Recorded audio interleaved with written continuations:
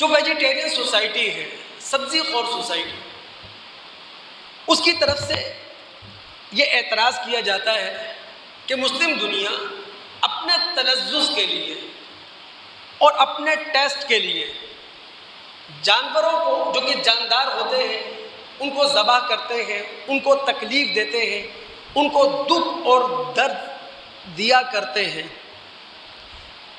دوست، پہلی بات تو یہ ہے کہ اللہ رب العالمین نے یہ جاندار پیدا ہی ہماری ضرورتوں کے لیے کی ہے، ہماری غذائی ضرورت کو پورا کرنے کے لیے پیدا کیے ہیں۔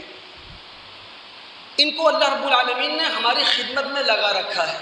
لیکن دوسری بات، اگر ان مأکول اللحم جانوروں کو جن کا گوشت ہم کھایا کرتے ہیں، ان چوپاؤں کو شرعی طریقے سے ذبح کیا جائے، شرعی طریقے سے نحر کیا جائے، تو پھر یہ بہت کم تکلیف کا سامنا کرتے ہیں۔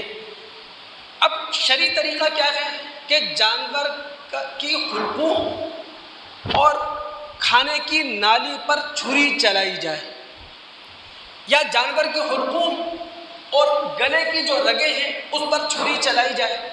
اور سائنس یہ کہتی ہے کہ جب حلقوم اور کھانے کی نالی پر چھری چلا دی جاتی ہے، حلقوم اور گلے کی رگوں پر جب چھری چلا دی جاتی ہے تو اب اعصاب ختم ہو جاتے ہیں، چونکہ خون کی روانی ختم ہو جاتی ہے، خون کی روانی کا کوئی تعلق اعصاب کے ساتھ نہیں رہتا۔ درد اعصاب محسوس کرتے ہیں۔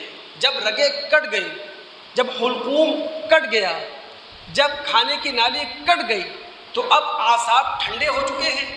یہ جانور چھری پھرنے کے بعد جو پھڑکتا ہے، جو تڑپتا ہوا نظر آتا ہے، وہ درد کی شدت کی وجہ سے نہیں بلکہ خون جو فوارے کی شکل میں باہر آ رہا ہے اس کی وجہ سے وہ تڑپتا ہے، وہ پھڑک رہا ہوا کرتا ہے۔ تو شرعی طریقے سے اگر جانور کو ذبح کیا جائے تو وہ اس تکلیف سے دوچار نہیں ہوتا جس تکلیف کو بیان کیا جاتا ہے سبزی خور طبقے کی طرف سے۔